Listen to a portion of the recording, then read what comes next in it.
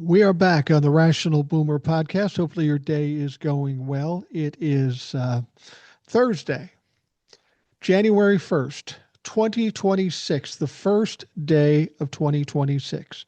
We can only hope that it's going to be better than 2025, and how could it not? 2025 absolutely sucked. Now, you're hearing this on New Year's Day, but we're recording it on New Year's Eve. And you're probably thinking to yourself, who has time to do anything on New Year's Eve? It's time to party. It's time to go drinking. Well, me and Jace have shit to do. And both of us by choice. I don't typically go out on New Year's Eve. I'm 65 years old.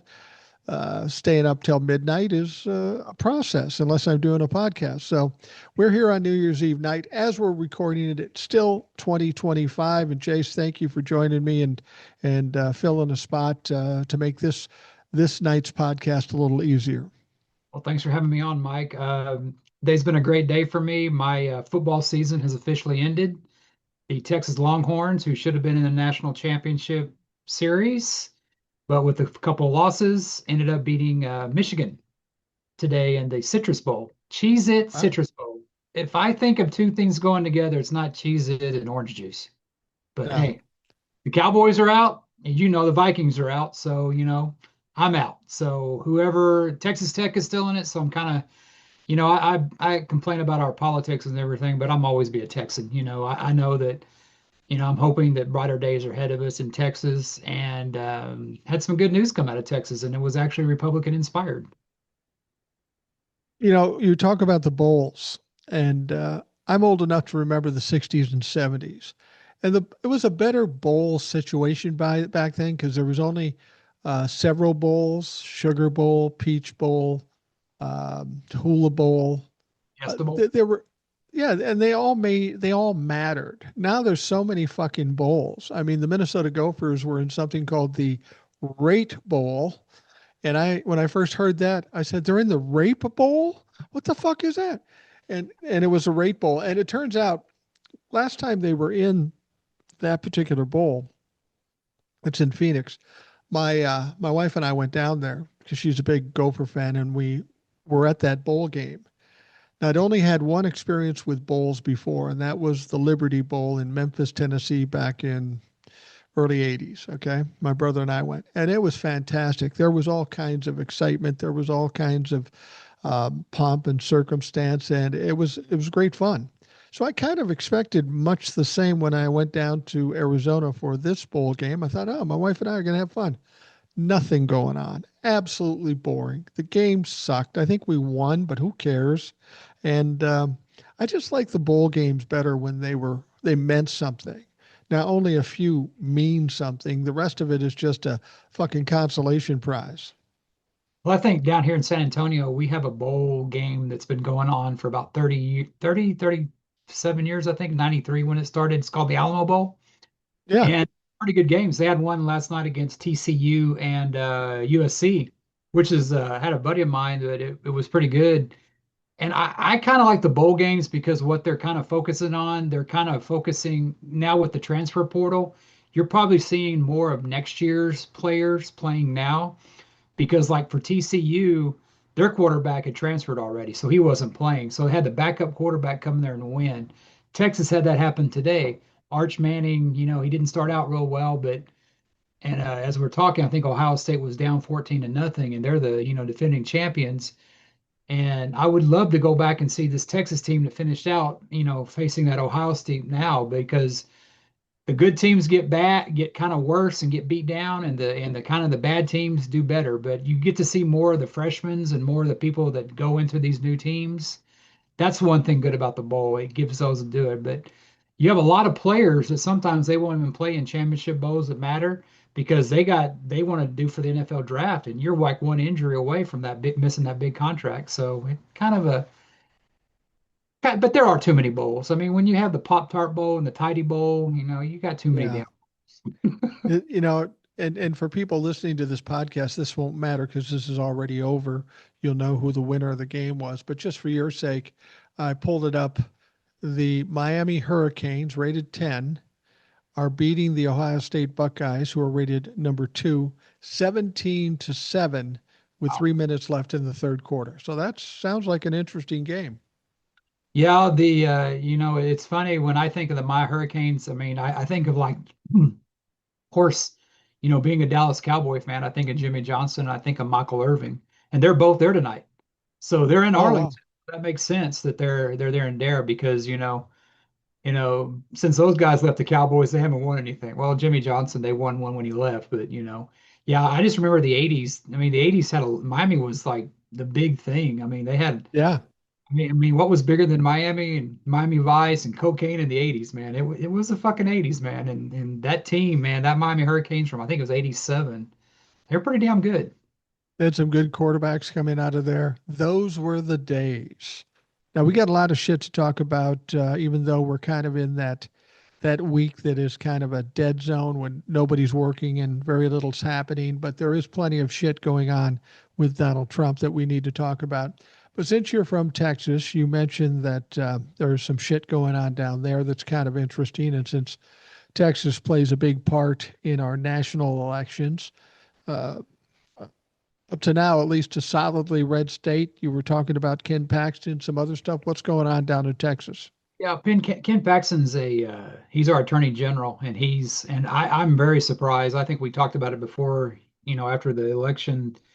I thought he would be one of Trump's targets to be his attorney general because you talk about somebody that that would Trump would love.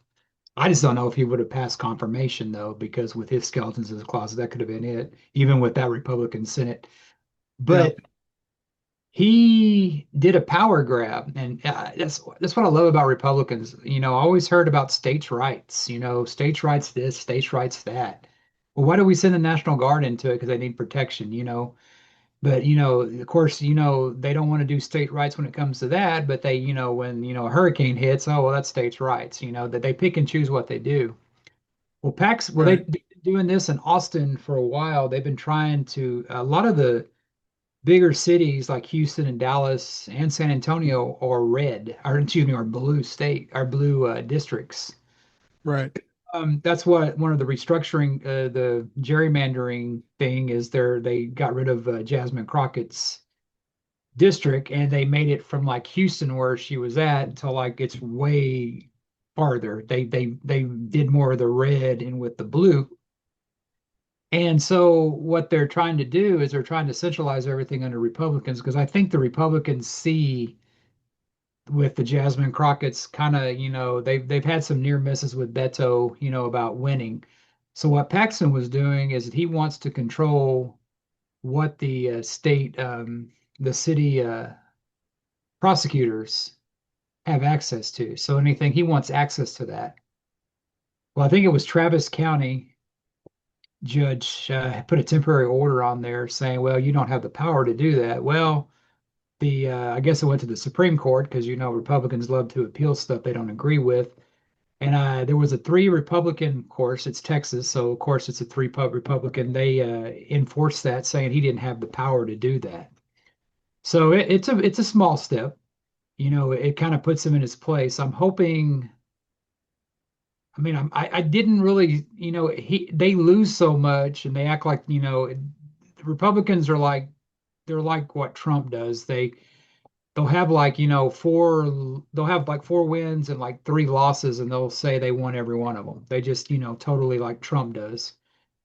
I'm hoping with Paxson, focusing on Cornyn and stuff like that, I'm hoping this is kind of one of those times where I would vote for somebody in the primary if I could. I don't think I can do it here. I think you can only vote in one, Democrat or Republican down here. I don't think you can vote in both, but I would vote for Paxton because I want him to be the candidate who Jasmine Crockett goes against, or Rico, either one. But I want Paxton to be, I'll vote for either, him or her, but I want Paxton to win this. I want him to be the face of the Republicans because I'm feeling pretty good about her winning because I mean, I could be doing another Kamala. I could, have my faith and stuff like there, but I just think we played it too safe to we played it too safe to them, and I think the Democrats' biggest thing down here in Texas is they don't reach out far enough, and that's why people don't vote for them. They don't show up to Well, vote. we know that Jasmine Crockett doesn't have the nomination yet. She's going to have to go run off in a primary with James Tallarico, who's also very popular. We both said that we think in order to win, it would be better off with Jasmine Crockett with her national appeal, her notoriety, and how strong she is. But what do you think down there in Texas? How does Tallarico stack up against Jasmine Crockett or vice versa? I don't know. My only fear between both of them is they're not as well known. They're not, I mean, they're not, I mean, granted they haven't gone through the primary yet. Granted they haven't done any debates yet. But it's kind of like that thing with Eric talks about in Iowa about Grassley. Well, their Grassley's been there a while. I'll vote for him. You have that part of the percentage of the electorate that does that. Oh well, Paxton's Name been here. recognition. Cornyn's been here a while. I just hope whoever gets it goes with it and just, is just, like Beto did and just everywhere. I mean, I'll defend Colin Allred on it too. He was everywhere too. I ended up voting for him, but what got me is that Colin didn't stand by the president. He was one of those that, and he didn't really fully endorse Kamala until she came here. He wasn't out there with her. And I hope the Democrats see what they've done. The As we know, the standard Democrat probably isn't crazy about, Jasmine Crockett, but they got to realize that they got to get unified because Republicans do that. Look how they're standing behind Trump. A lot of them were, sold their soul to him. I don't think we necessarily have to sell our souls to our candidates, but they gotta support them, and with them, doing all those seats in Texas, I mean, a lot of these states like Oklahoma and Texas, I mean, they're red because lack of Democrats haven't they've ignored them. I mean, Yeah, people always accuse Democrats of ignoring, the black vote, but hell, they've ignored the white vote. I've never, when I voted Republican, I didn't have Democrats reach out to me. They just assumed I was a Republican. But right. listen to somebody, who did. Bill Clinton did. I voted for him. But you can't take anything for granted when it comes to politics, and especially if you want to win. Well, we've talked about this before. I don't think it's enough for Democrats just to talk about policy and strategies and their platform and such. People will say that a presidential election isn't a popularity contest, but I beg to differ. It's exactly like a popularity contest. So we need somebody who's going to enthuse the Democrats, who's going to motivate them to get behind this person. You know, People are used to politicians lying and talking shit. So if they say, we're going to lower prices, yeah, we've heard that before. We need somebody who can whip up some excitement and some enthusiasm in people in order to give them a reason to actually back that person. And Tallarico's very good, but he's kind of low key. He's less experienced, not by a lot, but he's less experienced. And Jasmine Crockett's just kind of a firebrand. And that seems to be the exact kind of candidate we need these days, given the circumstances. Yeah, I think Tallarico or Crockett could beat Paxton. I'm more worried about Cornyn because I think if it comes to a candidate, they may go milk toast and they may vote Yeah. for Cornyn.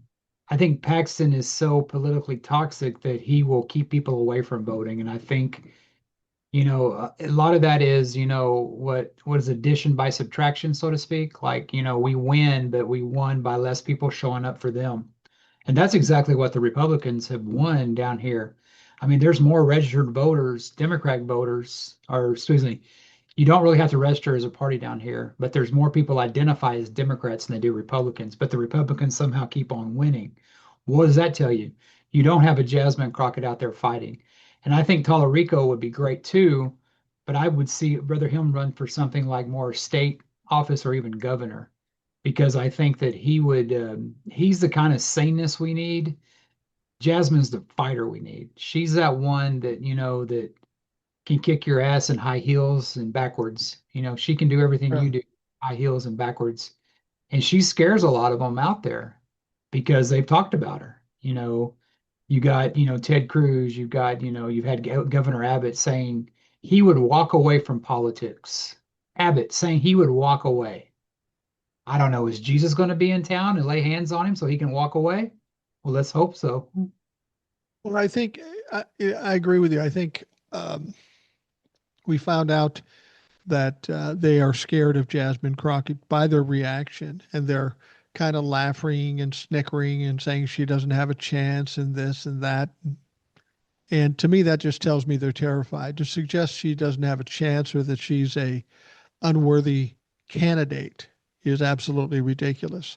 They don't like the fact that she's a woman. They don't like the fact that she's black. And they certainly don't like the fact that she has a fucking chance. And make no mistake about it, she has a chance in this race, as you say, especially if Paxton is there, because Paxton is just a toxic piece of shit. And you talk about skeletons in the closet, like you said, he's got all kinds. Um, I thought I heard something about them revealing the Her- text from his divorce, and I understand his divorce was kind of messy. I heard they were going to release the testimony or whatever is in the divorce proceedings. Did you hear anything about that? Yeah, I think that was released where they can release it, but of course he's asking for his privacy. The same man that wants the records of women who travel to New York to get an abortion that's still legal. Right, So right. fuck off, dude. Yeah, Sorry. it's You know me, I never use that kind of language, but but come on. It's like, we asked for we asked for our privacy at this time. I mean, you're going there and you're literally, destroying people's lives. You know what I mean? I mean, even like I think there was, these women having to carry these babies to term because, somebody doesn't agree with somebody doesn't agree with, their version of what the Bible says. I right. mean, you know, and it's like we were talking about also about Texas, how it kind of translates to what's going on nationally. I was reading something on the thing about our Attorney General, not Attorney General, our Lieutenant Governor, Dan Patrick, not the good Dan Right. Patrick of sports, but he's pissed off a lot of MAGA because he's for, banning the THC and stuff. So he says that I guess they like to do all these investigations. It's funny how they never find anything wrong with the Christian university. It's always the secular ones or the minority ones. TSU, not to get confused with TCU, is a historically black college, and there's a lot of fraud going on. And I read that, and not even having to read more into it, it reminded me of something of what's going on up there with you guys, in Minnesota. It's like the Republicans always pick fights with the people who they think can't fight back, the transgender, now we're, fighting against the Somalis, I just don't know how I mean, I don't know how in the hell anybody voted for Trump after he fucking said they were eating dogs. I mean, think Yeah. about that. You voted for Trump after him saying they're eating dogs. Shame on you. Well, and it's interesting you brought up the fraud situation in Minnesota, and it's become quite a big story. And I find it kind of silly. Um, Donald Trump and the Republicans are talking about the fraud in the child care cases, and they're suggesting that it's all run by Somalis. That's not true. I think the main people involved in this are white people, has nothing to do with just Somalis. There was some corruption going on. There was some fraud and some embezzlement. There is no question about it. But if you're listening to Donald Trump or the Republicans or this clown blogger guy or vlogger guy that's alleged to be doing this investigation, which he's not, this all started about 6, 7 years ago. This investigation started 6, 7 years ago. During the Biden administration, there were like 87 people prosecuted and convicted in this. So this isn't like it's a new story. And the fact of the matter is to think that Donald Trump or the Republicans care about fraud. That's great, but Donald Trump was convicted of fraud. He committed fraud many times over many decades. Um, we've got people that he pardoned recently that are huge fraudsters to the hundreds of millions to $1 billion, and he just pardons them. So not only do they get off scot free, there is no money paid back to those people who were defrauded. Uh, Donald Trump doesn't give a shit about fraud. What people have to understand is the reason this is a big story is because it involves some Somalis, it involves a blue state, and it involves fraud. All of that is true, but you can't blame the Somalis for all of it because it's not all on them. There was fraud, but it was years ago. It's been investigated, it's been prosecuted, and now Donald Trump needs to bring it up again. And there's only one reason why he would bring it up is he needs another distraction from the Epstein files. And he'll jump on anything and suggest that something's going on if he can get some play or some distraction out of this stuff. This vlogger, this 23-year-old kid, it's interesting. I just read a story about him. I can't remember his name now. Big balls. No, this wasn't Big Balls. This he's probably his girlfriend. Um, but interesting. He comes from a wealthy family. He is a radical right vlogger. He's 23 years old. And people did some digging, as people will do in these circumstances. They debunked pretty much everything he said. He said there's no kids at this particular facility. Well, it turns out that facility had been closed some time back. Then he said there's no kids at this facility, but they're getting millions of dollars. And it turns out he went there at a time when it wasn't open. It was open from 11 to 7 or something, and he stopped there at 10 or something like that. So it's a bunch of fraudulent bullshit. This kid is just trying to get clout. But what was revealed is his parents are fairly well off. His dad controlled money for some other healthcare situations, and they were prosecuted for fraud. His own fucking parents. So I will give him, maybe he understands fraud better than some of them because it's apparently a family tradition. But to believe this guy, and I have the most trouble when Democrats start saying, yeah, but what about the fraud? What about you getting sucked into more bullshit that Donald Trump is trying to shovel down your throat just to get you off track of the Epstein files? If you're talking about this fraud case that's 6 or 7 years old, you've been played and you fell right into it. Yeah, and Democrats aren't immune from it.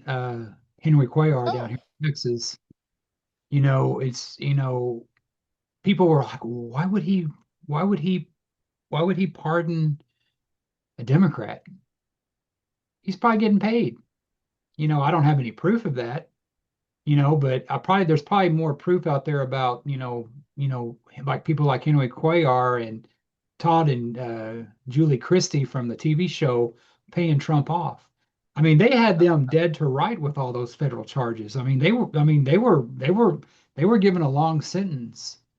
And they never really, they came out and it's like they kind of said like what Trump says, oh well, it was a witch hunt. But they never offered up, they were found guilty by just like Trump of a jury of their peers. There wasn't no judge saying, "Oh, you're going to go to prison for 8 years." I mean, that's what they want you to believe. And now we're getting into, you would think that there would be, with the fraud. And I told you also that I had a couple people I know that are MAGA that, obviously know where I stand. I mean, me, how could you not? And there's this meme going around of Tony Soprano driving down. And if you don't know who Tony Soprano is, where you been? He's the yeah. mafia boss on The Sopranos, probably one of the greatest TV shows of all time. If you haven't seen it, it's on HBO. And he's like a guy that works in waste management, but he works for the mob. And it's going, all this time, and I could have just run a Somalian orphanage. And they run with that shit. And they do that because they can send it to people like us going, look here. But they ignore the Todd Chrisleys. They ignore the people he's pardoned, Henry Cuellar. They ignore all this stuff. And part of you kind of gets it on the fraud. But what you're seeing now with Republicans is with the Epstein files is all these people. There was a movie that came out last year, or the year before. It was about human trafficking, I guess it was the guy that played Jesus, I guess, in the Passion of the Christ. It was something Yeah. about how Hollywood traffics these kids, and it was just a made up story, and it was a fraud, and I know what it was. They were trying to implicate the current administration, which was Biden at the time, was, not doing anything about it. But now, all those people talking about those movies, I've seen them on TikTok where you're having these women, call out these teenagers saying, well, those teenagers knew they were doing. I mean, there is literally, I mean, they're defending him on this. I don't think as many, but there's still that people out there that defend him for this. And it's like, and it's like they will believe this guy that's on YouTube. I mean, they will believe, him coming out and saying something about the fraud, bringing up fraud that obviously did happen, but like you said, was investigated, was prosecuted by the former administration. They will believe that a horse dewormer can freaking cure you of COVID. They wear these tin fucking hats, but they won't believe the evidence right there in front of you. I mean, Yeah. there's more evidence of the shit that went on in Michigan than the shit that's supposed to be going on in Minnesota. I mean, but it's like they turn a blind eye to that. But the difference is we don't do that. Well, Clinton was involved. Well, prosecuting. They keep hoping that we're going to get upset about that. Well, Clinton this, Clinton that. And one of the things that they told me that really got to me, it kind of pissed me off, was I had a guy tell me, well, you never give Trump any credit for Didn't anything. deserve any. I fucking told him? This doesn't justify it. And you're right, I don't, because he doesn't do anything for other people. But did you give Biden any credit to anything? I mean, Yeah. you him of, more stuff. I mean, I think the left is a little bit more tolerant because I think that's why Trump is still around and because we are a little bit more tolerant, and that may be our biggest weakness. Yeah. I don't comment on posts from other people very often, only because, well, I'm lazy, largely because I'm lazy. Um, but I have a personal Facebook page that I don't post on anymore. I just kind of look at stuff. And there is a guy who's probably in his 80s. He's a former teacher at the high school I was at. Everybody knew who he was. And, in the 70s, he was kind of a cool, good looking guy and stuff. And now he's an 80 crotchety, 82-year-old crotchety fucking MAGA piece of shit. And I really liked the guy back in high school, but he's posting this ridiculous conspiracy theory bullshit.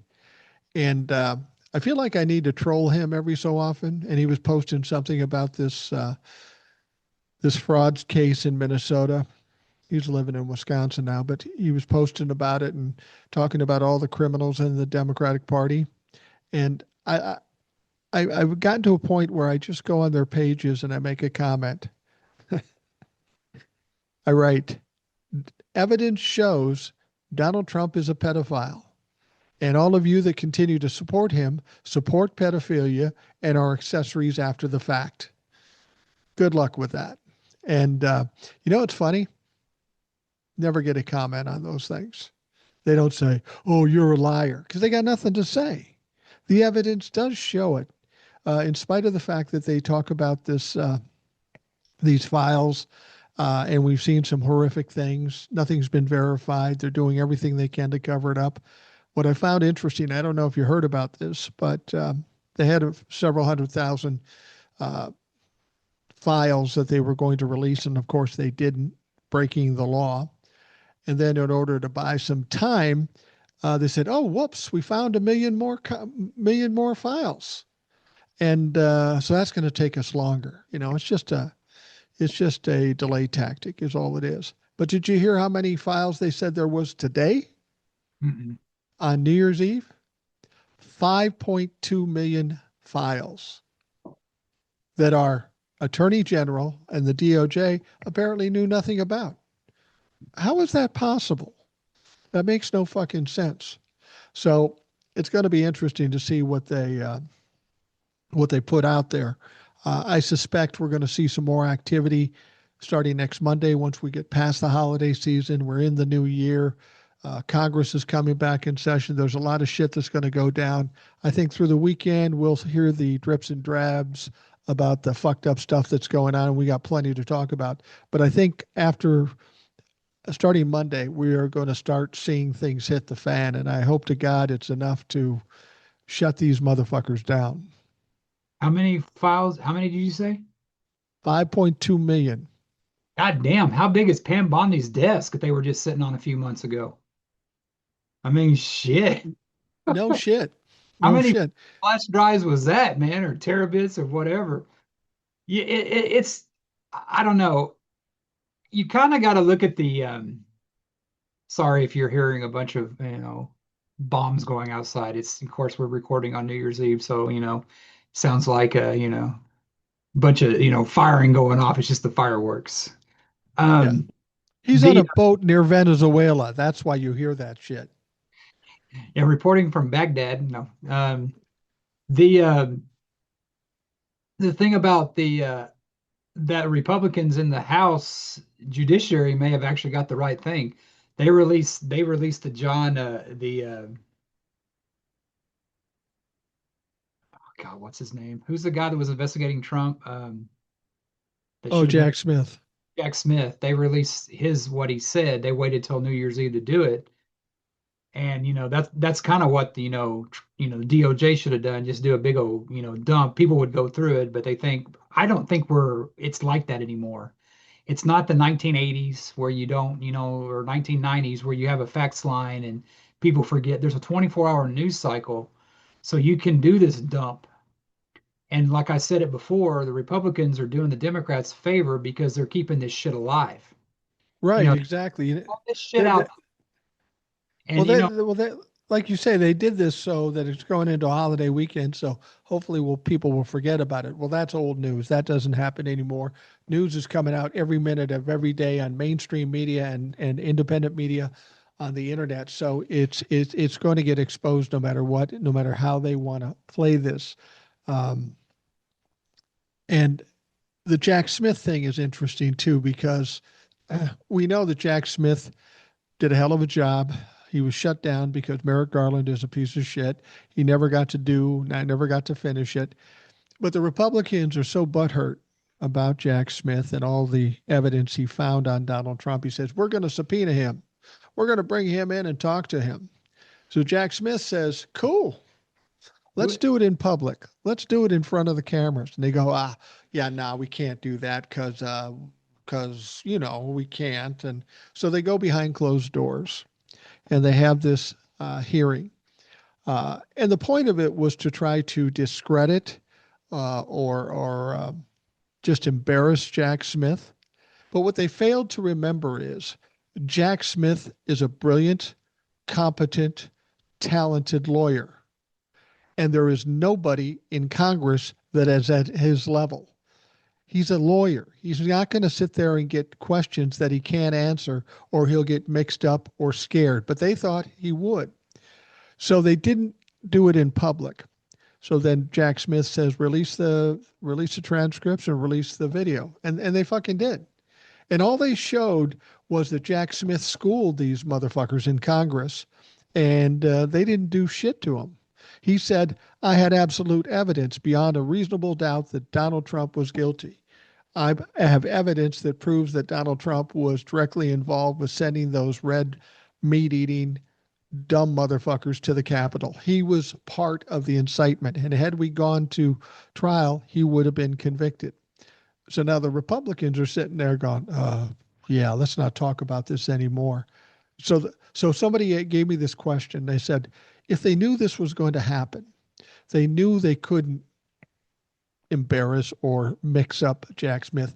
Why would they bring him in the first place, especially since they wanted to do it behind closed doors? Well, they wanted to come out and spin it and make him look stupid. But when they came out, guess what? They didn't do that. You know why? Because they can't. They don't have the ability to do it. So what's the reason they brought Jack Smith in? And I'm going to tell you my opinion about this, and I believe 100% it's true. I think if these members of Congress had their druthers, they wouldn't have done that. That made no sense. That was a waste of time, potential embarrassment. They did it because Donald Trump wanted revenge on Jack Smith and says, you bring him in there, you subpoena him, you scare him, you bully him, you bring him in. And all the Republicans knew this was a dumb idea, but he insisted that they do it. And of course, like everything else, they do whatever the fuck he says. And that, in my opinion, is the only reason why Jack Smith went in there. And if you looked at the video, Jack Smith wasn't shaken at all. He wasn't scared at all. He handled every one of those motherfuckers. I'll tell you what, though, Jim Jordan invited me to a back room, with no cameras. I wouldn't go. I'm just saying. No, Yeah, what Jack Smith did, I think Trump's so hell bent on revenge that he's wanting these indictments, and they're not sticking anymore with like James no. Comey and the other, was it Letitia James? The Letitia James, yeah. and they want to get this, and and the thing about it is what I read, to get an indictment is the easy part. So if you Yeah. can't get indictments, how fucking bad is their case to do that? And he's sitting there yelling at, maybe that's why Paxton didn't want to be his attorney general, because he knew that he couldn't do that. Because, I mean, it takes a special kind of, I guess loyalty is a word for it. Or what's the other word? Stupidity to Yeah. do that. Because Donald Trump's going to eventually hang out Pam Bondi to dry. Oh, He's no going to question. do getting rid of, Cash Patel and, supposedly are the Secretary of War who wears makeup to press briefings, evidently. And and Christine Holmes next. I mean, Biaggi or whatever that guy's name. It's like you said, he's scared of what's coming. He sees what's coming, and Bongino. you don't. And Trump's got the immunity, but the people around him don't. And if you don't think Trump would use that to cut a deal, say, hey, we can't get the president. He's got immunity for the stupid reason the Supreme Court. He will hang all these fuckers out to dry if it saves his own ass. He'll do that. And Trump's so out of his mind now that he sits there and kisses Putin's ass. Then he reposts a story from the New York Post about them attacking Putin. I Yeah. mean, he goes from one thing to another, but the thing that Trump's really doing, he's going after the most MAGA people. He's going after the women, of course. He went after Nancy Mace, he went after Boebert, and he went after Marjorie Taylor Greene Right. for that for that for what they did. What do they have in common? They're women. The only Republican I really heard him go after is Massey. Maybe what's his name? He's always been a kind of a thorn in his side. Rand Paul. Right. But Right. he goes after the weakest, like a typical Republican does. Well, he's crossed off Marjorie Taylor Greene. She's leaving, and Nancy Mace. I think she's probably, she still voted for it. But now he vetoed, according to Boebert, some kind of water bill Yeah. for Colorado. Is Colorado a red state or a blue state? I don't know. I think it's kind of both. I think it's kind of a purple state, but basically what he vetoed, and it was his first veto of his term, um, was a clean water act Yeah, for who doesn't want a clean water? town, a town of 50,000 people. It was not a bipartisan. It wasn't controversial at all. It was just about getting people clean water, and he vetoed it. And some people might think it was because of Lauren Boebert, but I think there's more to it than that. Donald Trump has a hard on for the governor of Colorado. If you remember this story, he wanted to pardon Tina Peters, that election criminal from 2024, 2020, I think, whatever it was. But she was messing around with the machines and she went to jail. But she was charged with state crimes and was convicted of those state crimes. So Donald Trump tried to see if he could pardon her, and he can't because he can't pardon state crimes. Then he went to the governor and said, hey, could you send her to a federal prison so that I can pardon her? He said no. And then he asked the governor to pardon her himself, and he refused. And Donald Trump, even as late as yesterday, was yelling and screaming about the governor, calling him names and all that stuff, and how he loved Tina Peters. This is really bugging him that he can't pardon her. He, in fact, went on True Social and says, I hereby pardon Tina Peters. Well, good luck, Donnie. You can't. You don't have the authority. No one's going to give it to you.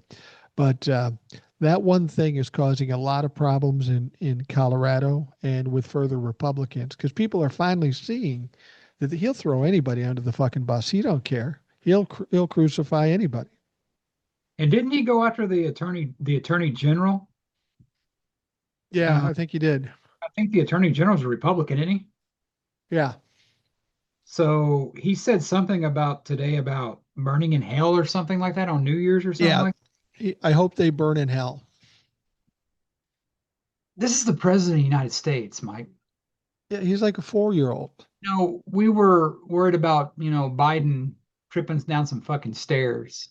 Are you happy now? Are you fucking happy? You have a child there? And there was a report too, I think you guys talked about on your TikTok live the other night that there's some Republicans are just, they're waiting it out for him to die. And Yeah. and it's just like, I mean, I'm sitting there and on one hand, I'm sitting there, and I'm seeing people that are like, normal people. There's like, what did Ed say? Something about the beautiful obituary or something like that, that you don't really wish for, No, somebody's you look old forward to. soul said it. Old Oh, soul said her grandmother used to say, "I that's don't what. wish death upon anybody, but I do look forward to reading some obituaries," and I can relate to that. Did you see that video I sent you about that? I guess he's that doctor, that neurologist or whatever that talks about, all these signs that Trump's doing. Like he talks about just there was a picture of him in Lewinsky, how he was leaning forward. I guess that's some kind of symptom of frontal dementia. Yeah, And I don't know about you, Mike, but I'm 53 and I fucking forget shit too. I mean, for the life of me, I can't fucking forget car keys. And as handsome as we are, we're in a lot better shape than the president. And yeah, he has a yeah, little bit more hair than us, but just this guy talks about how I guess in his hands that they're drugging him up, I guess with all this stuff to keep him going. That's why you see him like when he's really, really going. And they were saying that, well, why didn't they go up higher? And that goes, his veins are trash from all the, I mean, I get, he always claimed to be a teetotaler, but there's a lot of rumors about him enjoying the 80s. I will leave it at that, about that stuff going on. And now we're seeing in his other hand, yeah, we're seeing this too. And if I was a Republican right now, maybe I would be more like a Marjorie Taylor Greene saying that this train, the I'm jumping off this shit before it crashes. Because, I used to think that maybe she was, I mean, I used to kind of not believe her. I mean, I still don't really trust her, but I think I got to give her credit. She's more sincere than the Republican men in that party, besides Massey, maybe.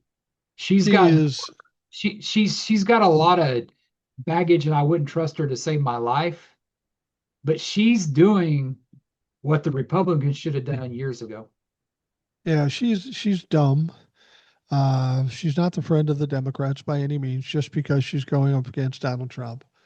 She's an absolute idiot, and I can't forgive any of the things she's done. One of the reasons Donald Trump's in the position he is currently doing the things he's doing is because of Marjorie Taylor Greene.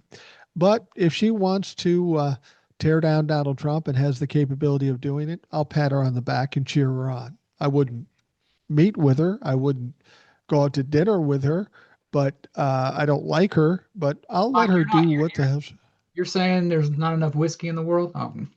No, pretty much. Yeah, you're absolutely right. There's not enough whiskey. Um, if I was on death's door, not married, and drunk as you could possibly be, I would tell Marjorie Taylor Greene, "Nah, I'm gonna pass. I'm gonna pass." I don't think there's many Mike, redeeming values with her. are we talking Mike at the beginning of the night or at last call? Well, last call is the only time you would get in that situation. Now, keep Mm. in mind, for the folks out there going, that's terrible, just understand, I haven't drank since I was 29 years old. That's 36 years ago. So it's all hypothetical. You wake up next to her, you may start again. Yeah. What the hell did I do? Yeah, she does she says what is her last day on Monday?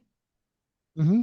So Monday ought to I be think an it's, event day because she says she's going to read the list because she said in that New York Times interview that Trump threatened her and says, "Well, a lot of my friends are going to be hurt by this."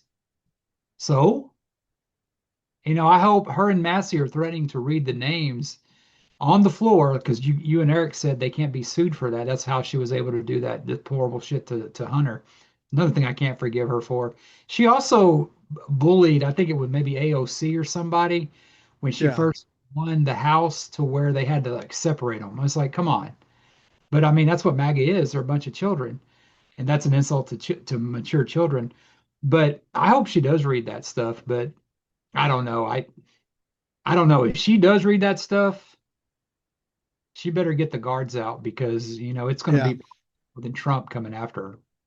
Well, as much as she went after AOC, and AOC's can handle herself pretty well. Um, if you remember, Jasmine Crockett kind of picked up the slack on that situation when she called her a, a bad body or bad built bleach blonde bitch or whatever she called him. And Margie didn't have She much needs to to be say about censored that. for that because that's Yeah, yeah. But with Marjorie Taylor Greene, this is interesting. Like I say, I'll take her help taking down Donald Trump. I don't want to deal with her in any the idea of she's getting out of Congress. That's not a bad thing. But because it gives an opportunity for maybe a Democrat to win. I doubt it in that district, but who knows? But she did say that she would be willing to read the list of names of the co conspirators. She does not have the list, but she would take it from the victims. Now, here's what's interesting somebody was talking to the victims about how they weren't released all the files and they were redacted. Somebody asked the victims, do you want to are you planning to do anything if this continues this way? Said, yeah, we've definitely been talking. We're working on some strategies and stuff. So they could easily hand a list of names that they compiled with their past experience, give it to Marjorie Taylor Greene, and on January 5th or 6th, probably 5th, when she's resigning, she could stand on the floor and read those names. The problem is she's not, Congress isn't in session right now. She's got 1 day to do this, 1 day, and then the next day she's gone. Will she be able to pull it off? I don't know. She's I don't know if she's courageous enough or dumb enough to do it. She's one of them. She's either courageous, and I will give her that because there's nobody in the Republican Party other than her and maybe Massey that have any courage at all. They're all fucking cowards. So it'll be interesting to see if she reads that list. I have a feeling she won't, but I'm not going to say the list won't be read because Massey may do it, and there are some other folks that may have reason to do it, Democrats that may have reason to do it. But you're absolutely right. When she talked to Donald Trump about this, Donald, now you stated it as we heard it the first time. My friends will get hurt. And that sounds pretty innocuous, and he's just being compassionate about his friends and stuff like that. But the way that conversation really went, it was on speakerphone, and she was talking to Donald Trump, and there were people around her to corroborate this stuff. Donald Trump got on the phone with her after she said she was going to do that. Donald Trump absolutely lost his shit. He was screaming, he was yelling, he was calling her out and every possible things. And he said, if you do this, you will hurt my friends. Sounds very guilty to me. And somebody asked, does Donald Trump even have friends? I don't know that he really has friends or not, but he's probably more worried about himself. But it gives you an idea just how triggered he is by this thing and how worried he is about it. I believe that happened. That's his nature to do that. There are people to corroborate that he lost his shit and started yelling at Marjorie Taylor Greene. And I will give Marjorie Taylor Greene some credit because when we've seen votes before, Donald Trump gets on the phone and people always cave. Marjorie Taylor Greene, Lauren Boebert did not do that. I appreciate that. Don't like either one of those motherfuckers because they are part of the reason we're in this problem. But the fact that they're standing up to him, Donald Trump is experiencing what we experience: two crazy women who don't give a fuck. And I'll accept that help any fucking day. Didn't she say also he said something about they'll take care of her or something like that? There was something that I don't we're not. know about that, but I'd be concerned about that. Yeah, there's that video. There's a call that's been on TikTok. It's like speakerphone where he's like, I don't Yeah, care. And people are going, oh, that's AI. I don't think it's AI. You know what it sounds like to me? It sounds like a Trump impersonator, like somebody impersonating Trump. I don't, I mean, it could very well could be him, but the way that voice was going on, it was too coherent for modern Trump to be doing that. Because you look at Trump nowadays, I mean, they talk about, of course, MAGA's hoping he runs in 2028, but I don't think he has the energy anymore. I don't, I yeah, don't, I don't think he's got. I mean, he's going to be 82. I mean, I mean, I'm 53. I don't have the energy for half this shit myself. I mean, he's not as yeah, vibrant, and he's always better running for office than he is in office. It's like his first time he ran, he was that outsider, and Hillary was the insider, so that's the one that helped win. But he ran out of steam, and he was voted out very bigly. right. It's his words. And now he did the same thing, and you got people that are like, after 1 year into it, they're like, well, I'm losing faith. I mean, I still don't understand where those people, how you could see. I mean, it just proves that America has a case of ADD. I know they don't pay attention. We didn't pay attention during COVID, and we didn't, all those people we lost. We thought somehow this madness would be better than a woman of color. Yeah, we could have done a lot of Democrats could have done a lot of things more. But I also think the Democrats, if they had prosecuted Merrick Garland, had done this and been better about this, I think if the Democrats would have prosecuted him, put him down, criminally, prosecute him, what he did, breaking the law.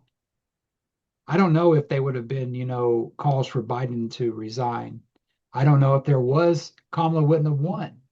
But people kind of Yeah. lost faith in the Democrats as well. And it's kind of hard, yeah, when you look at Joe Biden, he's different. He doesn't weaponize his DOJ, even though he's accused of doing it, like Trump does. But maybe the Democrats need to start kind of, fighting fire with fire. I mean, not being dirty about stuff, but maybe not weaponizing something, but being more involved to say, let's not let this shit happen again. And I hope to God that that Jack Smith has some kind of role in the next Democrat administration. Yeah, that would be nice. I think people have a lot of trust in him and respect, and he seems like How can a you not? pretty How can you straight not? edge guy.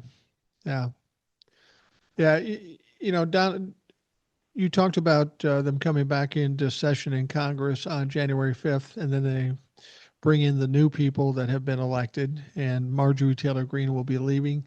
I suspect after they come back, we're going to see some more people resigning.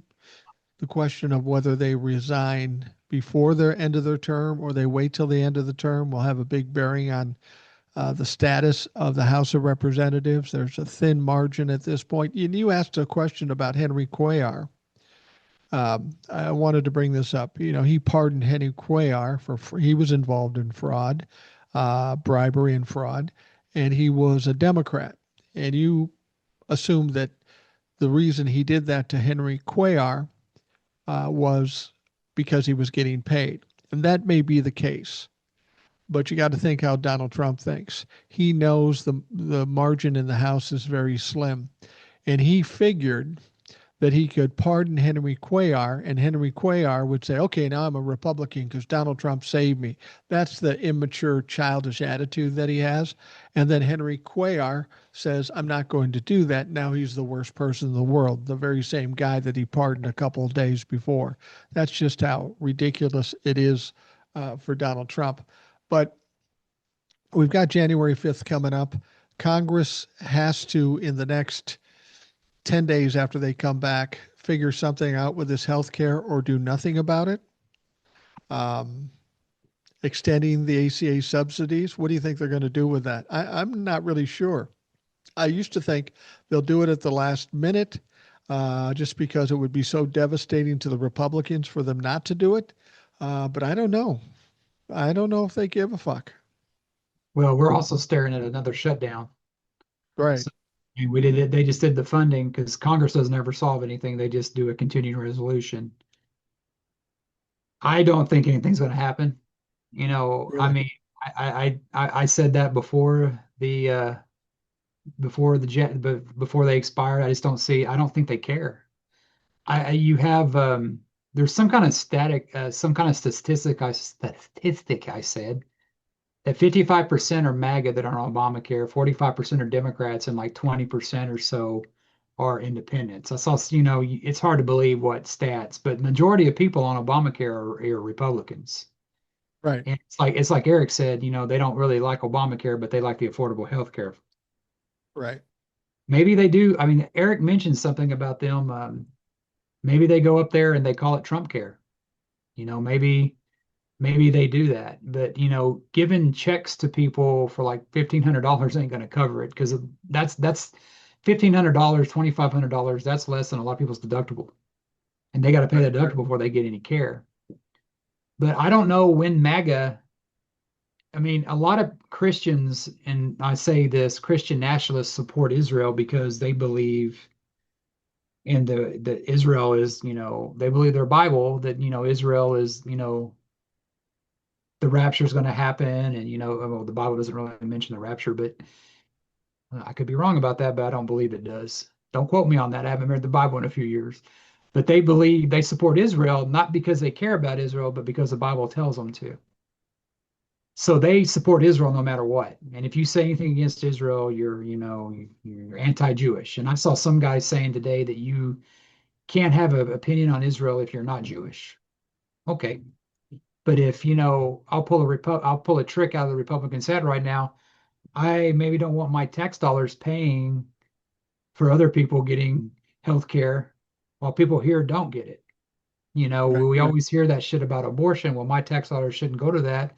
Well, why are we supporting a country that gives their people health care but ours not? Isn't America supposed to be first? The thing about Israel here is it's kind of a misnomer. The Israel that was talked about 2,000 years ago in the Bible is a different iteration of what Israel is now. Israel, this iteration of Israel was formed in 1948, well after the Bible was written. What they were talking about in terms of Israel back then and what Israel is now, two different things. And, as I've said, I have my problems with Israel because Israel is committing genocide. You can't deny it. It's a fucking fact. Thousands, tens of thousands of people, innocent people, have been killed by Israel, and they have no intention of following through with the ceasefire in spite of what they say. Because Benjamin Netanyahu needs the war to continue in order for him to stay safe. Otherwise, he'll get kicked out and thrown in fucking jail. Um, but just because the leadership is bad, I'm not suggesting that all Israelis or all Jewish people are bad.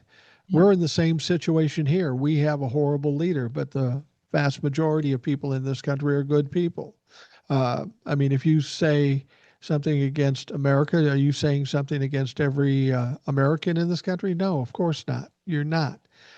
But when we're talking about this healthcare thing, the reason I brought it up is because Donald Trump continues to just double down, even though he knows he's in a fuck position with his healthcare issue and the ACA subsidies.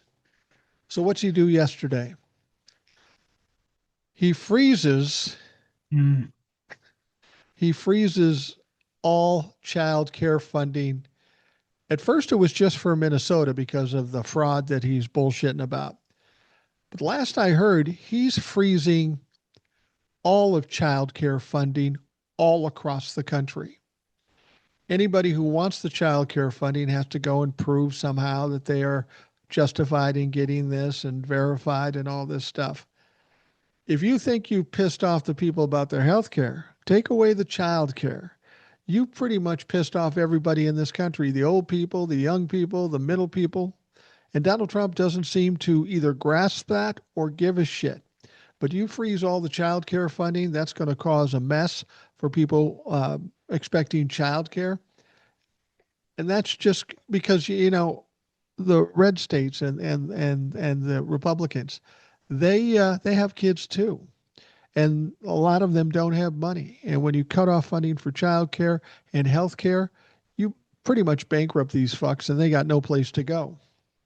Yeah, I read that story about him doing that. I think this is what I think. I got no proof, but this is just, he'll do that to everybody, but it'll eventually just be the blue states that suffer. He'll reinstate the stuff for the red states because his buddy Abbott will call him up, go, hey, can we get that? Or maybe not. I mean, there was a school lunch program that, the Biden administration and Trump administration, was going to give to Texas, and Abbott turned it down. So he may not give a fuck. But, I just don't know. I mean, it's like, like I said, grandma dies in a freeze because the grid goes down. That's not enough.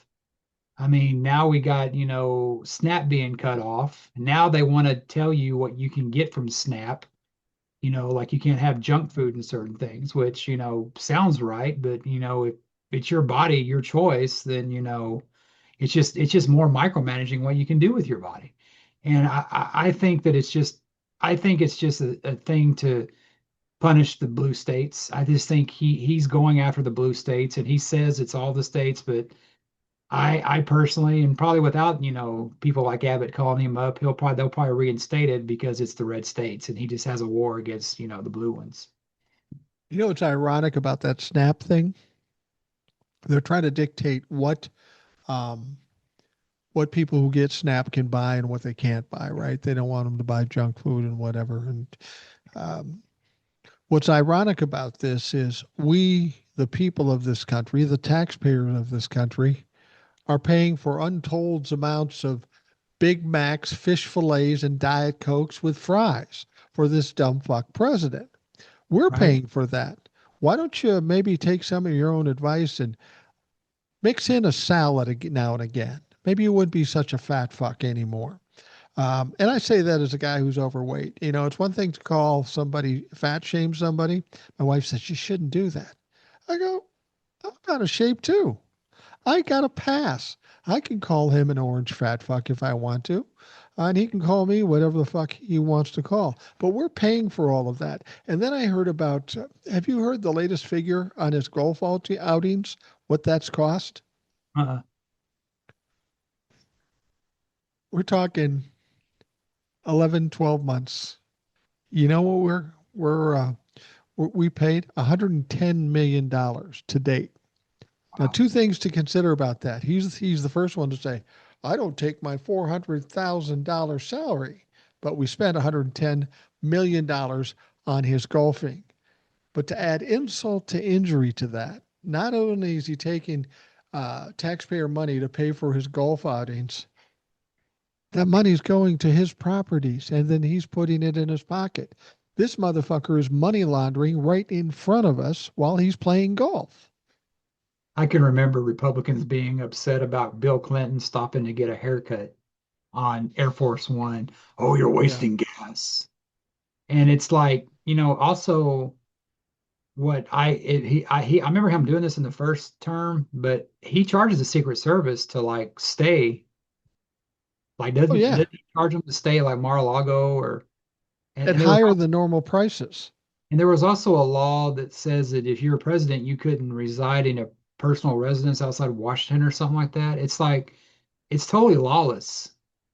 And but these Republicans, you know, they want to prosecute other ones. Like all these Republicans are calling for Tim Walz to resign. Really?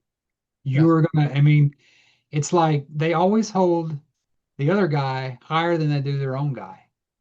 Yeah. So to me, the Republicans, and I think the Democrats should do this once they regain power, is they should have closed door meetings. They should, have people off committees, kind of play a little fight fire with fire. I mean, nothing that, if you're elected official, you should be on something, but maybe I don't trust the Republicans because you look at Oh, you the can't. Republicans did. It was after January 6th. Trump was a pariah. Who fucking went down there and revived him? It was our Speaker of the House, Kevin McCarthy. Well, he Who was a Republican, but she wasn't no, really no, ours, I'm but he saying was. he's an elected official. He was want to be Speaker of the House. I mean, before, I mean, I think Nancy Pelosi was still there, but he's an elected official working for California. He should have been representing the people of California, not Trump. And that's what, a lot of people they say that and they wonder, why aren't the Republicans funding, SNAP or, they're okay with, taking away benefits or this, not funding the ACA. The people that it's kind of like the like we talked about the transgender and the Somalians and the women they perceive them as weaker. They know that they probably are going to win against them. It's what a bully does.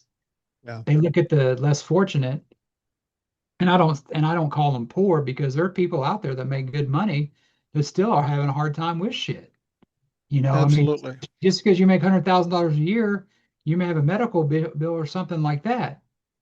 Just because you're a certain thing, maybe they should look more at, what's going on in your life and just how much money you make.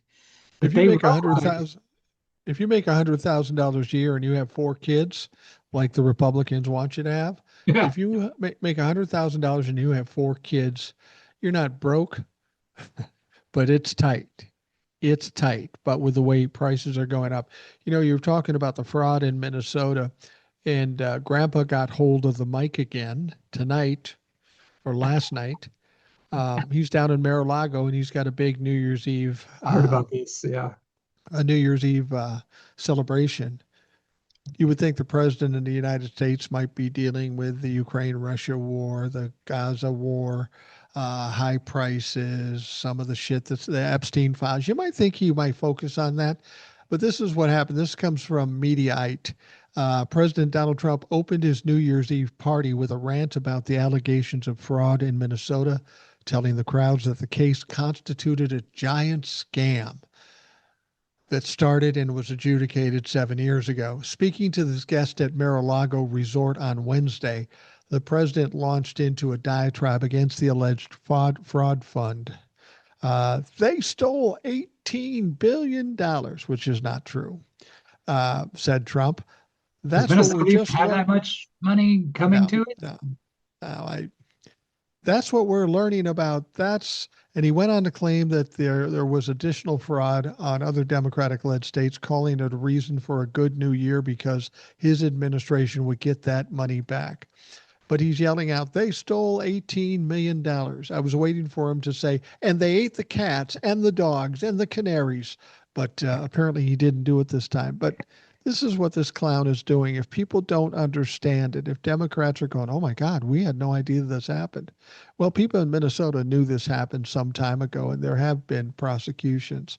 But if you're not hip enough to understand that this is a distraction to take your attention away from the Jeffrey Epstein files, you're a fucking idiot. You're an idiot. And I'm ashamed to call you a Democrat if you bought into this bullshit. Donald Trump has been doing this for 10 years. Learn a fucking lesson. Yeah, it's like that grandpa that, you're at a wedding and he wants to give his, toast the groom or he's like, oh shit, here it comes. The I want to talk about one other thing, kind of like well, he's been putting his name on all these things. He's been putting his name on the Kennedy stuff. I think he actually said something too about removing the Kennedy part of it, making it all Trump. Yeah. So, I mean, he keeps talking about this, and what just happened is that our John F. Kennedy Jr.'s granddaughter just passed away, 35 years old, died of leukemia. I Yeah. guess she announced it in like October, November, and she's dead, 35 years old. And you talk about, and I would say this about any family, Democrat or Republican, but I mean, you talk about a family that, they say is cursed, but it's been through so much tragedy, Yeah. him dying, John F. Kennedy Jr., RFK being a thing still, RFK Jr. being a thing. You look at his dad who, you know, was all about, fighting crime, yeah, they had some stuff going on in their personal life, but who the fuck didn't? Yeah. But I mean, it's a family that's really paid its dues, and it's like I think her brother. is the one he's going to run for like some House seat or something like that. Yeah, he was on TikTok for a bit. He's kind of a goofy guy, but he seems smart, good-looking And kid. her and his mom is just petrified. She didn't want him not to do it. And you think about, the His all the mom, by the way, is Carolyn Kennedy, who was correct, JFK's daughter. the only one still alive from, the Camelot years. Right. She's petrified because she's lost so much, a dad, an uncle. I mean, you look at, Ted Kennedy. I mean, he did a lot of stuff. He had some skeletons in his closet, so to speak. But um, she begged him not to do it, but he said it's in his blood. He's got to do it. But I watched the Kenny Center Honors because I'm a Kiss fan. I like Kiss and everything. And the whoever did that show, and I may get flack for saying this, did a good job because they kept his Trump speeches to a minimum. They kept them. It must have been done before that girl took over CBS. His ranting and raving on shit wasn't done. And it was the lowest rating, and I think it was he was involved with it. But it was like whoever did that did a good job of keeping him minuscule. Because he actually, whoever did that, the White House ought to hire because it made Trump look presidential. So, I mean, that's saying something. And, I know for a lot of people that's not their thing, but, I watched it. And of course, I, fast forward to some of the parts that I didn't really care about. But, and you're having him still, he's starting fights with shit that doesn't matter because Yeah. he's fighting with George Clooney right now. He said this shit. George Clooney came out and said something about the girl that's running CBS right now. And then I read that he said this and she said that. And I look at both of them, they both fuck off. I'll never Yeah. forget what George Clooney did to Biden. And this other No. girl wants to put MAGA down my throat. I don't want it. She wants to put this Erica Kirk stuff out there. I don't want to hear that shit either. You Well, know what? apparently nobody else did either, too, Yeah, because the ratings were shit on it. Now she's getting all kinds of crap about it. but The that's what the Republicans are that's what the Republicans, and I think a lot of them may not care. And we talk about, well, I don't know what's coming with the midterms. The Republicans, and speaking from somebody who was on that side of things, the Republicans still think they have the numbers they had with Nixon. yeah, They still think that they're, I mean, with maybe with Reagan too, but Reagan, they weren't all Republicans that voted for Reagan. A lot of them were Democrats, Reagan yeah. Democrats. But they still think it's 1970 with what Nixon had.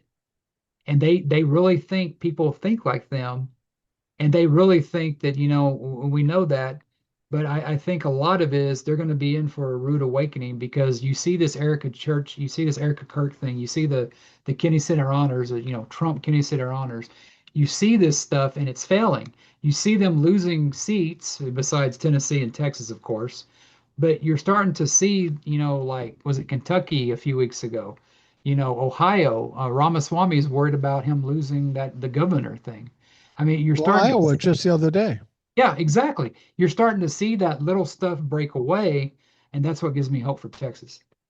Well, I tell you what, you were comparing where the Republicans are in terms of support with Reagan and backaways. They don't even have the support they had in 2024. No, they don't. They can't count on that 49% to vote for a presidential candidate today. But We're they are. seeing They are. They're hoping that those gerrymandered things here in Texas is what 2024 was, and I'm sorry to say it's not. it's not going to help. And besides, California's pretty much made it a wash anyway, so it doesn't fucking matter. But I hope they believe that because I've said many times on the show, as much as I love seeing Donald Trump and his Trumplefucks lose, I love it when they lose after being blindsided. That makes it that much more special. And I think I keep talking to people here and they go, they don't care. They believe they're winning. And I find that hard to imagine because it seems pretty simple to discern that they're not winning. Any idiot could figure that out. But based on what we've seen over the last 10 years, maybe they're right. Maybe they just don't get it. Maybe they think they're winning. They think they've got this thing handled. and they are going to be so surprised. Well, you gotta believe, you people wonder about that Fox News bubble. You gotta realize they wake up to local radio, which is probably Sinclair owned, or Yeah, or Primera, which is Clear Channel. They wake up with that. They listen to the radio. They listen to Glenn Beck, and then this. I'm just speaking from what I used to be at in that kind of bubble. You listen to Glenn Beck, then you listen to Rush Limbaugh or whoever's on there now, and then you listen to Hannity. Then you listen to like whoever else is on there. Then you go home and you watch OAN or Fox. You're in that world to where you believe everybody thinks like you. You're programmed to do that, and you're talking to somebody that was in that. I would read, I would think that, I would think Democrats were loony. And in the 90s, there were a few of them. yeah, There were a few of them loony. But you live in that bubble and you just think that way. And with anybody, I mean that I think that's the girl that put the Charlie Kirk's widow on there. She believed that would be a ratings getter because they believed that. They believe their own press. yeah, And when you're told that, it's like you hear these people saying, "Well, I lost my grandfather to Fox News and Rush Limbaugh." I mean, that's what they do. And I was part of that bubble. But then, my thing is, and I will credit him to the day I die, what kind of got me out of that bubble was Howard Stern.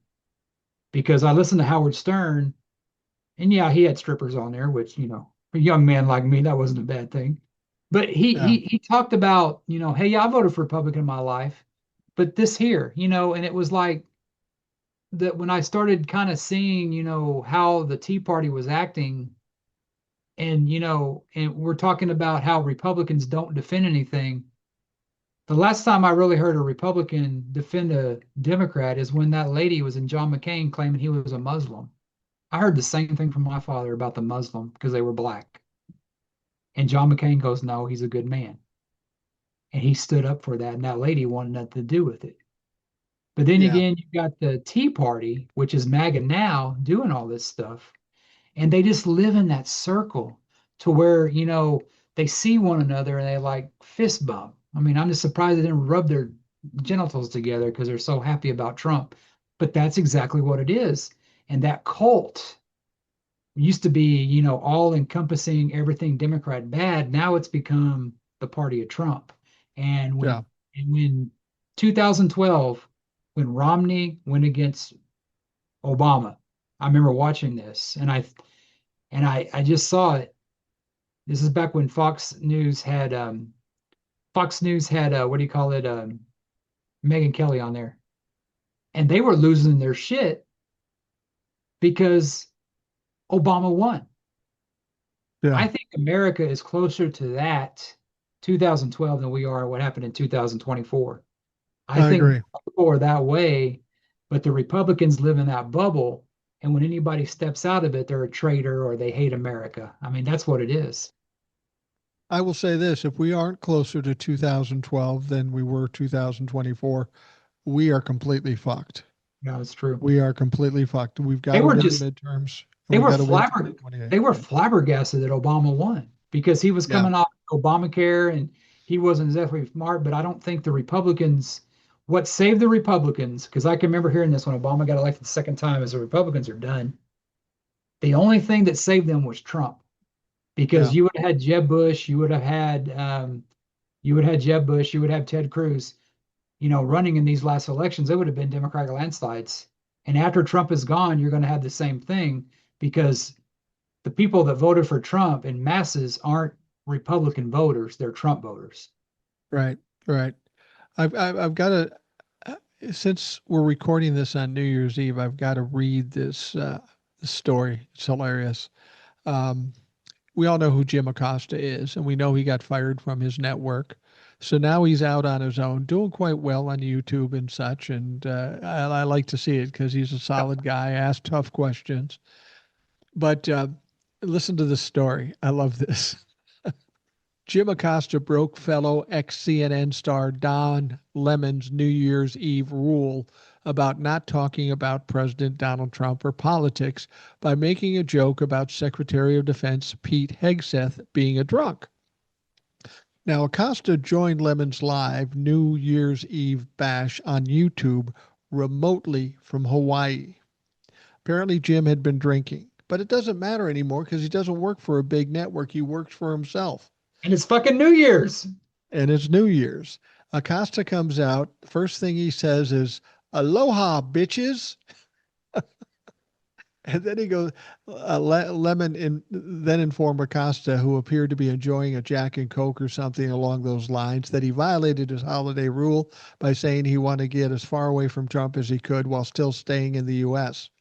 Um, there goes all my jokes. I was going to say, I'm so hammered that Pete Hegseth said, "Jim, pace yourself."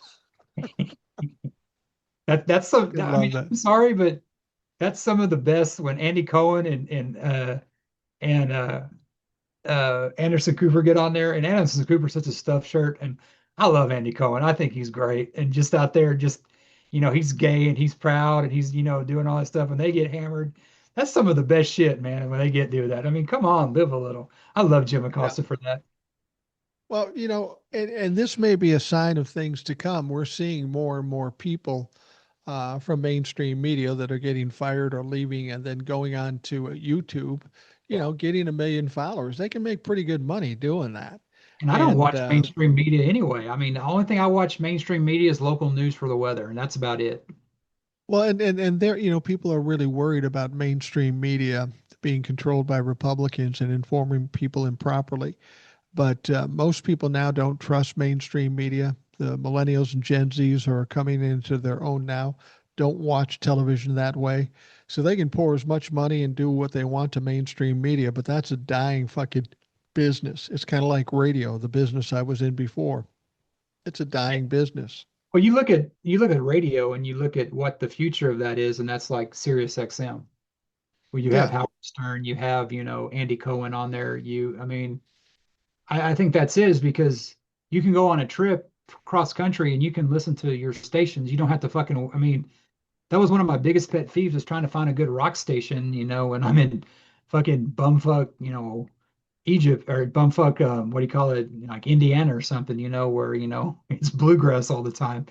I want to hear rock and roll. I don't want to hear, and I like some bluegrass. I can't really say that, but I mean, I think that's more it. It's like it's kind of like, and I think something happened with Sinclair too. They tried to buy some more radio stations, and I think they got turned down because they own too many.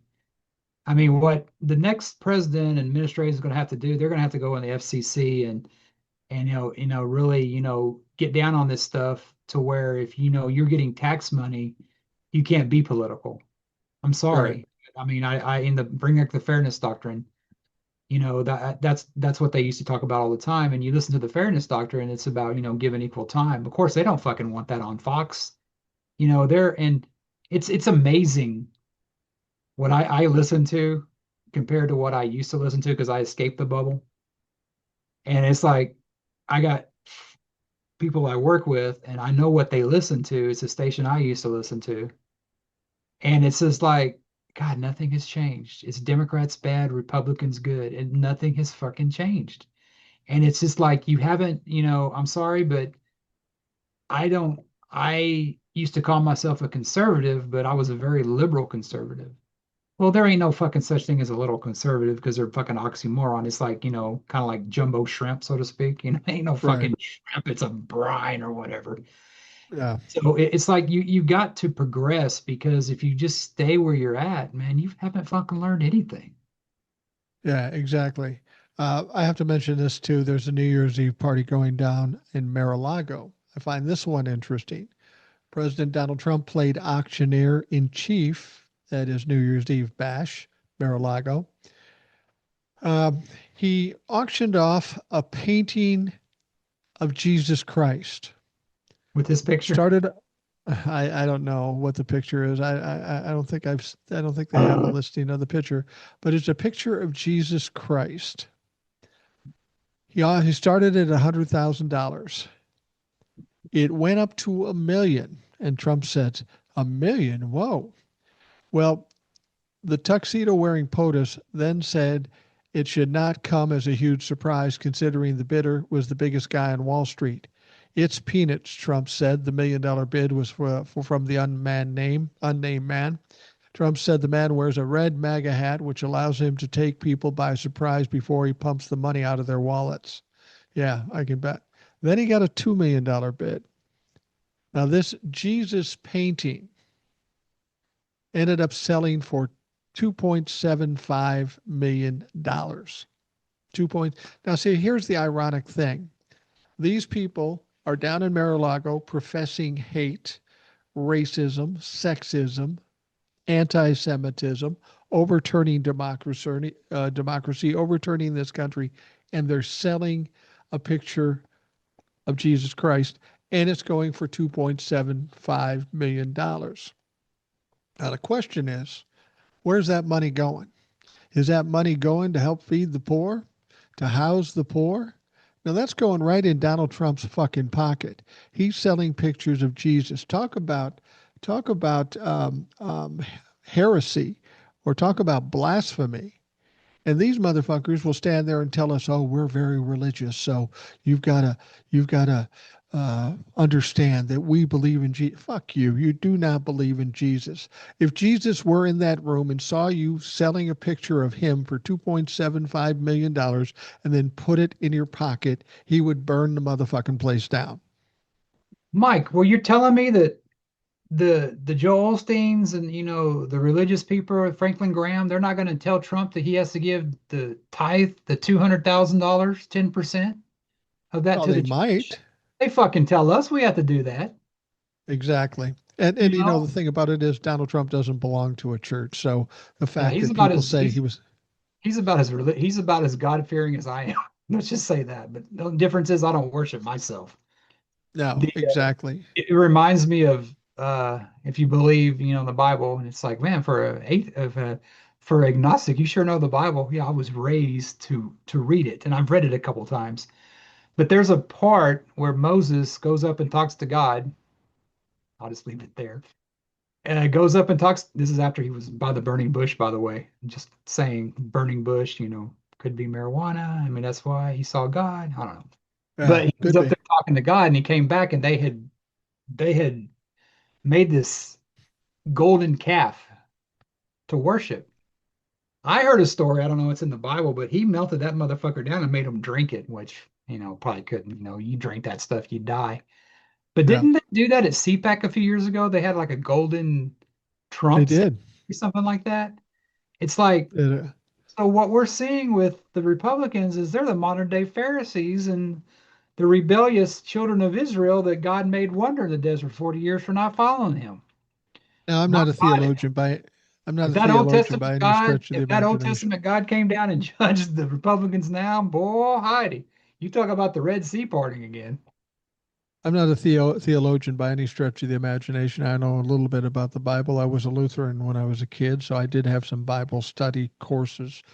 But when they did that golden idol of Donald Trump, and they tell you that he was brought to us by God, and they pray to him, literally pray to him. Isn't there one of the commandments that say, "Have no other gods before me"? Isn't that Thou shalt one of have the? no other gods before me. Yeah, it's funny. They seem to be breaking that law right there. That's why, Oh, when somebody comes up to me and tells me they're highly religious, they're suspect immediately to me. yeah, and it's funny because I hear this stuff about these so-called compassionate conservatives, Christians, and I see more secular groups helping out the less fortunate than I see, the so-called Christians. Because you can sit there and get that tax-free money and sit on 200 million, in your bank account. Don't get me started on, all the artifacts and a lot of stuff that a lot of these churches have. They could sell that and feed the world 20 times over, but that's a different podcast. Yeah, well, we're coming to the end here, and I just wanted to point out, with Don Lemon, um, Anderson Cooper, Donald Trump having these big New Year's Eve parties. People might laugh at Jace and I, because this is our New Year's Eve party. Whoop de fucking do. Now, you might want to make fun of us that we did this lame ass little New Year's Eve get together, but you're the motherfuckers that watched it. So, Yeah, and all I can say, Mike, is I don't really. I had one resolution that I'm doing, and that's not to, even respond to Trump fucks because I get it shit all the time because people know where I stand. I'm gonna wait it out. I mean, I'm still gonna be here when you have me, but it looks like we're gonna have a new college football national champion. Ohio State did lose nice. 24-14. And while I talk a lot of shit about our politicians, I'm still a Texan. Go Tech, go Texas Tech. They're still alive. They play tomorrow, so go Tech. Well, I am going to make a resolution that I will live longer than Donald Trump. And when he's dead and proven to be dead, I will do my damnedest to fly wherever he's buried to piss on his grave. I promise you. I don't have many aspirations in life. I have two aspirations. One is to piss on Donald Trump's grave. Two is to be the coolest grandpa ever. Those are the only things I need to do. That's what I have left to do in my remaining years. And I'll give it my best shot. About to say, Mike, aspiration. You better get a doctor to look at those. So, Yeah. Yeah, uh, absolutely. yeah, Well, we're. I think we're in a better. This is. I'll end it with this. We're in a better position going into 2026 than we are going into 2025. Because 2025, we didn't know what was going to happen. We thought all this stuff was going to happen. We've seen how incompetent this administration is, and we're about to see, he was bulletproof those first few months doing everything, but your past always comes back to bite you, and the Epstein files was what's going to do him in. yeah, absolutely. I think we're in a better situation. We will have to go through some shit. It might get crazy, it might get ugly, but I see the end in the offing. So hopefully it comes sooner than later. Jace, thanks for joining us. Happy New Year. You I too, sir. appreciate Appreciate you having me. come. This is I probably the appreciate latest I've you. been up in the past few years for New Year, so thanks for having me, Mike. No problem. No problem. And it's 10:21 here, Yes, so sir. I probably won't be up at midnight. We'll see. For those of you listening, I want to thank you for taking the time and um, hope you had a nice New Year's Eve. Uh, and hope we all have a great New Year's. I think it's going to be better, but we'll see. Um, Thanks very much for watching, and we will talk to you again tomorrow.